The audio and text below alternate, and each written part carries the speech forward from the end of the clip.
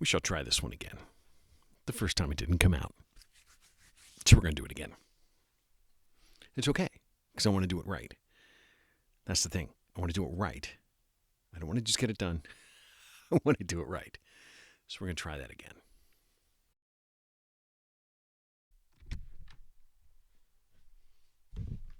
What's happening, Boot Junkies? Mike Delgadio here, back with another video on home studio setup for voiceover. Here we are. How's everyone doing? I'm doing great. Thanks for asking. We are here to talk about this microphone right here. This is the Technica ATR-2100 USB hybrid microphone. And this was sent to me on loan by one of our fellow booth junkies. Brandon, thanks. Thank you. Thank you very much for this microphone. It's been a pleasure to use it and to learn about it. It's been a challenging one. I'll be honest. This one has been a challenging microphone because I don't really quite know how to place this microphone. But let's talk about it, and we'll see. This is a dynamic microphone, first and foremost, but it is also a USB microphone, and it is an XLR microphone. And it's not terribly expensive. In the world of microphones, it's actually not terribly expensive. And so if you're on a budget and you don't have a lot of money to drop on a microphone, as many of us don't have a lot of money to drop on a microphone, but we want to use a microphone to improve our gaming experience, maybe to start a podcast, maybe to be a gamer where we're going to be in a somewhat loud environment, this might be a really good starter microphone. And that's really where this microphone's positioned. You could do a podcast with it, but you're not going to necessarily get voiceover work with a microphone such as this. And that's sort of just by its nature. The way this microphone is designed, it's a budget microphone. And I don't mean to, I know that I say that a lot, but in the world of microphones, $70 actually isn't all that much. I know that's still a lot of money. For a lot of people, that's a lot of money. $70, nothing to sneeze at. But in the world of microphones, it's actually not that much, as we've seen on this channel with microphones going up $1,000 and well beyond. It happens.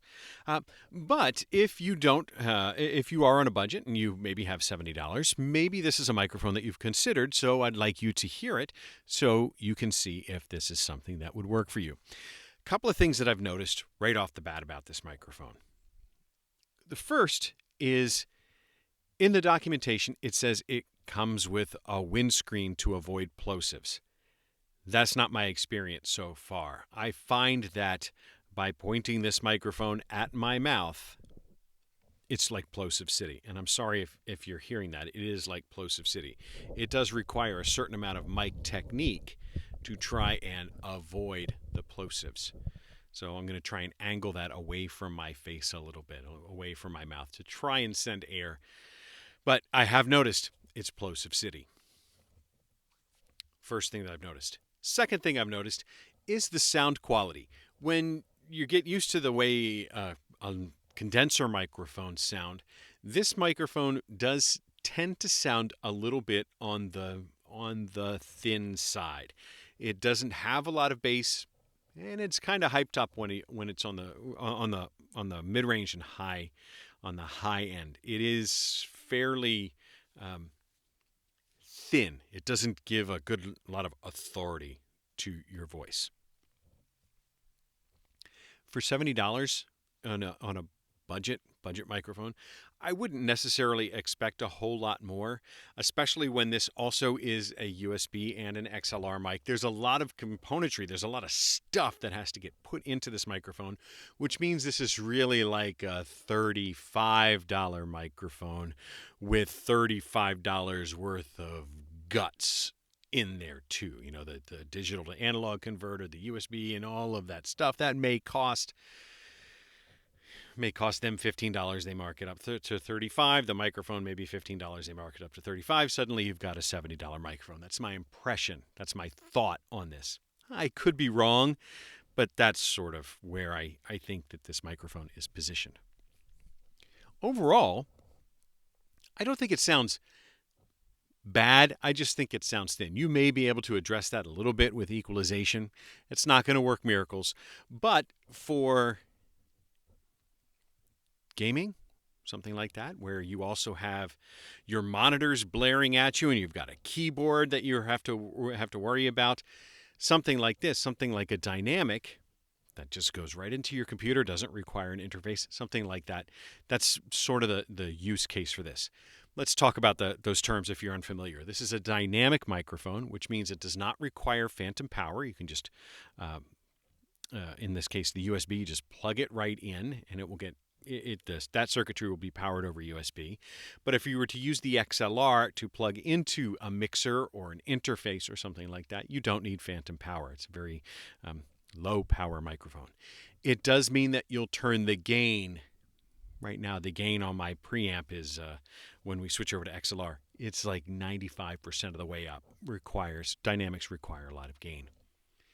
Dynamics also have the benefit that the farther away you get from that microphone, the more the sound tends to drop off. They have a tendency to be very sensitive to distance. So you got to be right up on that microphone to get a good clean signal. So I'm really within like 3 inches of this microphone for most of the video. Which means if you have computer speakers right on the either side of your monitor, you can actually have them up fairly loudly and the microphone will be less sensitive to them by the distance first and by the pattern additionally. So let's talk about the other aspect of this microphone. It is a cardioid pattern microphone. Cardioid pattern means that there is a lobe of sensitivity that emanates around the front of the microphone, the talking end. It's sensitive on that side, and it is far less sensitive on the other side. So, for example, if I were to turn this microphone and to talk into the back of it, so I'm looking right into the butt of the microphone, you'll see it doesn't hear me very well. What sound is getting into the microphone is bouncing off this glass here and making it into the microphone. And it's far less sensitive. From the back. So that means if you angle this properly, maybe down a little bit and closer to your mouth, you can put your clicky keyboard right on the underside, point the butt of this microphone right at your clicky keyboard, and that will help reduce the sound of that clicky keyboard. You can also make sure that the computer speakers are in back of the microphone, and that will help reject a lot of that sound from getting into your microphone. Won't eliminate it, but it will help reduce it. And if you got your bros on either side, as long as they're 3 or 4 feet away, this will, even if they're in the lobe of sensitivity, it will be a lot less sensitive by the distance. So that's where the dynamic microphone really comes in handy. And at this price point, the offset is, it's got this sound, and they're trying to fix that sound with the equalization of the circuitry built in. Because under normal circumstances, a microphone that's $35 and a dynamic would tend to sound veiled. It would tend to sound like it doesn't have that resolution to it, for lack of a better word. Part of that is due to the frequency response of dynamic microphones. This one is not sensitive to the full range of human hearing. It's got a fairly low bass response. It says it's sensitive down to 50 hertz and up to about 15,000 hertz, well above the range of normal human speaking voice, but it does tend to drop off a lot of that real high treble. That adds clarity and air and presence to a sound. Dynamic microphones just tend not to have it. They're really optimized for your voice, but it's not the full range like your large diaphragm condensers. But the trade-off is it will help you with the computer speakers. It will help you with the clicky keyboard. It helps to be up close, so your bros, so when they're screaming, it won't bother it. So there you go. That's the USB dynamic microphone. I will switch this microphone. I'll show you what I'm doing here. I'm going to switch this. I'm going to take out the USB. I'm going to plug into the XLR, and I'll switch the headphones over to the interface so that I can hear it. So this is going to go dead for just a second.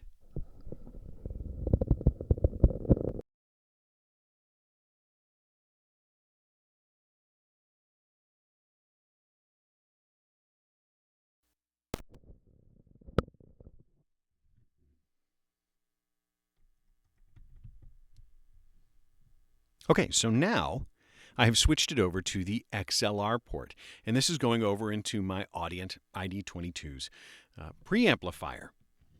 And now you'll be able to, sorry, I'm just going to arrange the cord here. So now, here's where this microphone has an advantage over other USB microphones. If you think you're going to buy a microphone and this is like your just for now microphone and you intend to upgrade down the road by buying additional equipment, one of the nice things about having the USB and the XLR, it means that when you do decide to add a second microphone and use a mixer or try and get a better preamp, and you might go to an interface, or you want to use this in a PA or something like that, you don't have to put this microphone up on a shelf. You can continue to use this microphone and then just switch over to the XLR port. It helps you upgrade your equipment over time. The big knock, one of the big knocks on USB microphones, just in general, if you plan on having that microphone grow with you, is the components, they're inseparable. You can't separate under normal circumstances the USB aspect from it from the microphone aspect of it. So if you do want to have an interface later, because you're going to add a partner to your podcast or you want to improve the preamp, you'd have to put that microphone up on the shelf if it's just straight USB. By adding the XLR port, it extends the life and usability of this microphone so that you can use it longer. You can save money, maybe. So there is that opportunity. I haven't noticed a strong difference in sound between the USB hookup and the XLR hookup. I think they're both very similar. I don't really notice a significant difference.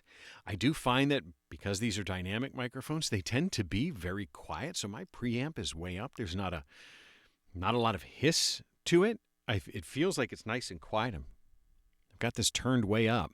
Got it turned way up in my headphones, so listening over the XLR jack, and I hear a little tiny bit of underlying noise, a little tiny bit of hiss, but nothing that's problematic, at least in my opinion. Certainly not at this price point. And this is, the same setup that we use on all of our XLR-based microphone reviews. So overall, if you can get past the tonal quality of it, that lack of bass, this could be a usable microphone. I will go back to what I initially said about the plosives. You will probably want to get an aftermarket, like the little foam wind protector. Maybe that might help with some plosives. You may need to add a pop filter in front of the microphone because, in my experience, certainly if you're not practiced with managing your plosive P's, it does tend to be plosive-y, and you'll probably be hearing it. It's hard for me to hear in the headphones, but I'm sure you're going to be hearing plosives. The last issue I have with this microphone is it is extremely sensitive to handling noise.